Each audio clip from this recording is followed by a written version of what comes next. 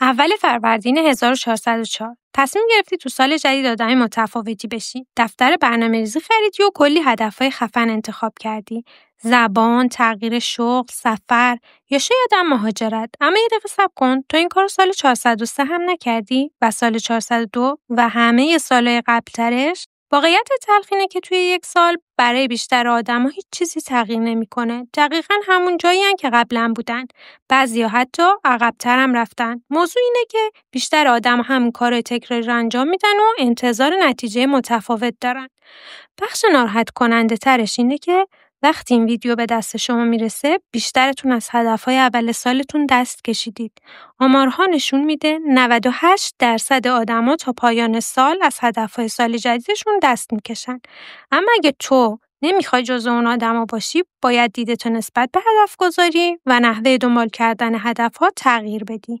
این 4 قدم کاریه که باید انجام بدی. قدم اول، هدف سالانه رو دور بریز و از اول شروع کن. 99% آدما هدف گذاری رو از اول اشتباه انجام میدن. پس همون روز اول احتمال شکستشون خیلی بیشتر از موفقیته. در واقع هدف گذاری سالانه به 2 دلیل روش موثری نیست. اولاً یه سال زمان زیادیه و برای بیشتر هدف‌ها بی‌معنیه. کی گفته همه هدف‌ها 12 ماه زمان نیاز دارن تا محقق بشن؟ دوماً هیچ حس فوریتی ایجاد نمی‌کنه. شما میتونید تو آبان و آذر هیچ کاری نکنید و ادعا کنید هنوز کلی وقت دارید. پس باید چی کار کرد؟ چجوری باید هدف گذاری کرد که شانس موفقیت بیشتر بشه؟ قدم دوم، روش بهتر هدف گذاری. دور زمانی هدف گذاری باید به اندازه کوتاه باشه که تو احساس فوریت کنی و مجبور بشی حرکت کنی، ولی به اندازه طولانی باشه که وقت کافی برای تحقق هدفها داشته باشی. اینطوری هدف گذاری 12 هفته‌ای معنی پیدا میکنه. همه شرکت‌های بزرگ برنامه سالانه دارن که به کارشون جهت میده. اما چیزی که واقعا براشون مهمه عملکرد 3 ماه هست. این بهشون اجازه میده که به طور مرتب پیشرفتشون رو بسنجن. در واقع هدفهای سالانه فقط یه قطب نما هستن که جهت رو نشون میدن و این هدفهای 12 هفته‌ای هستن که نقشه راه رو نشونت میدن. قدم سوم، هوشمندانه عمل کن. هدف بزرگ سالانت رو انتخاب کن. حالا اونو به 4 تا هدف کوچیک‌تر خردش کن. هر هدف برای یک فصل. نکته مهمتر اینه که هدفات رو عمل محور انتخاب کن، نه نتیجه محور. اینجا جاییه که دوباره 99% آدما اشتباه میکنن.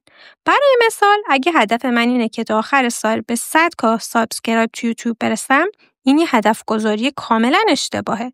چون توی کنترل من نیست. هدف گذاری موثرتر باید عمل محور باشه. توی یک سال من باید 36 تا ویدیو بسازم. 9 ویدیو توی هر فصل و 4 تا ویدیو ماهانه. این نوع هدف گذاری کاملا واضحه، قابل اندازه‌گیریه، عمل محوره و واقع گرایانه است. تو میتونی این نحوه هدف گذاری رو برای هر کاری انجام بدی. پس انداز کردن، روابط، سفر و خیلی چیزای دیگه. قدم 4، تو چیزی میشی که اندازه‌گیریش میکنی. هدف گذاری به تنهایی کافی نیست. تو نیاز به یک سیستم نظارتی داری. تا بتونی میزان پیشرفتت رو بسنجی. تو تبدیل به هدفات نمیشی. تو به چیزی تبدیل میشی که اندازش میگیری. پس زیاد اندازه بگیر، هوشمندانه اندازه بگیر. حتی اگه فقط 2 فصل و 4 فصل رو خوب جلو بری، بازم از 99% آدم‌ها جلوتری. پس هدف بزرگت رو انتخاب کن، به 4 هدف 3 ماه تقسیمش کن، عمل محورش کن و به طور مرتب پیشرفتت رو اندازه بگیر. چون در نهایت هدف بدون برنامه فقط یه آرزوه.